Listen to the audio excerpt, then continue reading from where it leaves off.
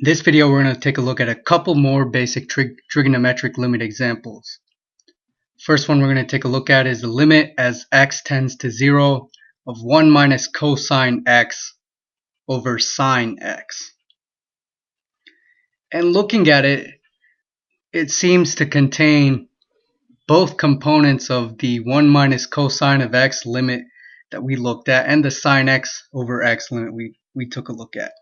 And as an aside, I'll just write here, just to refresh your memory, that the limit as x tends to 0 of sine x over x is 1, and the limit as x tends to 0 of 1 minus cosine of x over x is 0. And we went over that a few videos ago, so watch those if you need to refresh your memory on why these two limits are what they are. I think we showed this one graphically and used some algebra to show that this one came directly out of this one. But anyway, what we're going to have to do here, well, looking at it, just plugging in 0 for x, we get 1 minus cosine of 0 is 1 divided by 0, and so we get what seems to be an indeterminate form.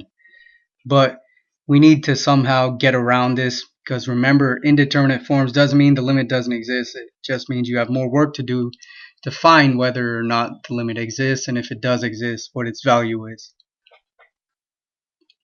Okay, so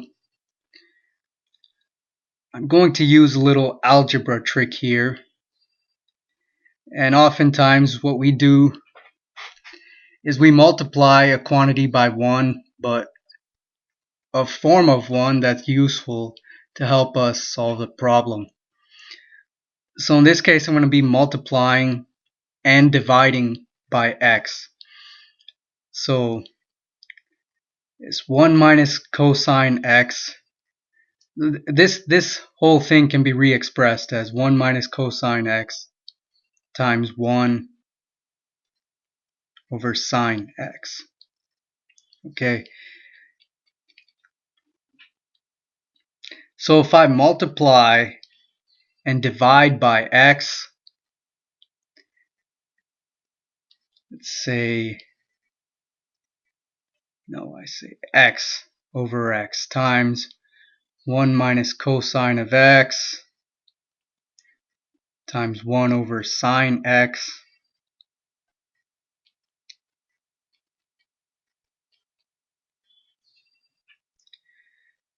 Since these are all multiplied, I can put this x, I can either put it here with the sine x and make it x sine x, or I can put it underneath the 1 minus cosine x. And that will be the more advantageous to do here. So I can rewrite this as x times 1 minus cosine of x over x, and all I did was put this x in the denominator here under the 1 minus cosine of x.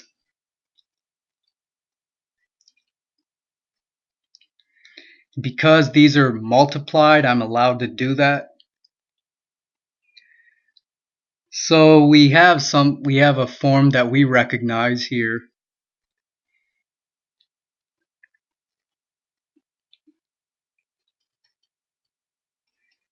Now if I put this x in the numerator here, then we'd have the reciprocal of this. And I'm going to go ahead and do that.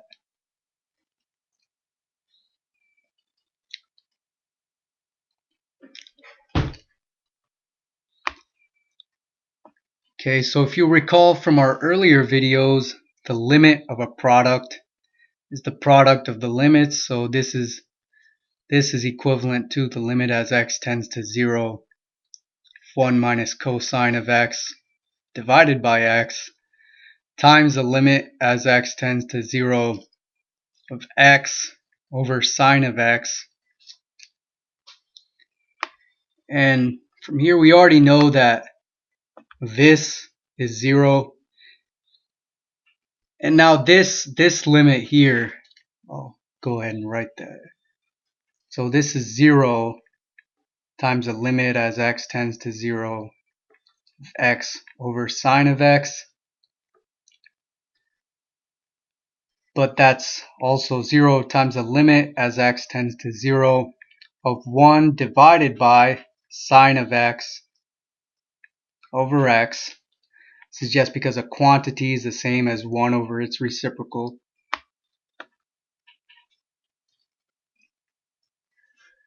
But the limit of 1 over something is 1 over that limit.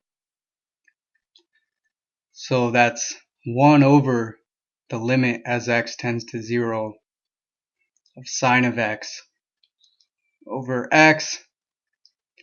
And that's equal to 0 times 1 over 1, which is 0. So this limit here, the limit as x tends to 0 of 1 minus cosine of x divided by sine of x is equal to 0.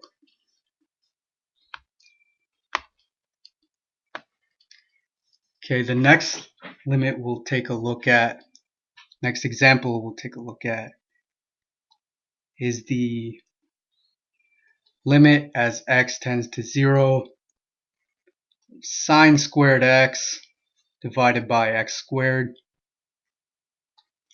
And sine squared x is the same, is just another way of saying sine of x, the quantity squared.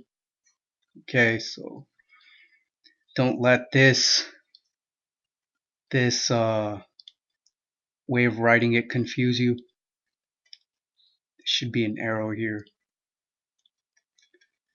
So this is the limit as x tends to 0 of this whole thing here is sine of x, the quantity squared, divided by x squared is the same thing as sine of x divided by x, the quantity squared.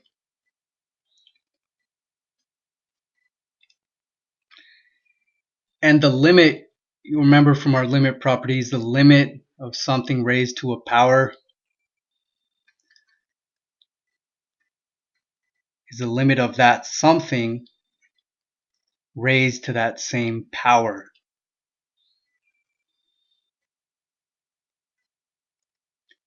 And fortunately, we know this limit.